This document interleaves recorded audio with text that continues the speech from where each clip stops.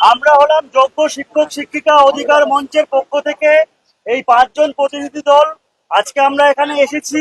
মূলত তার কারণ হচ্ছে আমরা কিছু দাবিপত্র, 4টা দাবিপত্র মাননীয় মুখ্যমন্ত্রী, বিরোধী দলনেতা এমএলএ নৌশাদ সিদ্দিকী মহাশয় এবং মাননীয় স্পিকারের কাছে আমরা কিছু দাবি এনেছি। আপনারা সকলেই জানেন যে আদালতে আমাদের 15,403 জন শিক্ষক শিক্ষিকার চাকরি কোনো দোষ না করেই চলে গেছে। তাই আগামী 16 তারিখ থেকে এই রাজ্য সরকার এসএসসি নতুন পরীক্ষার জন্য ফর্ম ফিল আপ শুরু করছে। আমরা একটা দাবি রেখেছিলাম, যেহেতু রিভিউ পিটিশন আমাদের এখনো সুপ্রিম কোর্টে পেন্ডিং, তাই রিভিউ পিটিশনের ফলাফল না দেখা অবধি এই পরীক্ষার ফর্ম ফিল আপের ডেটটাকে পেছানো হোক।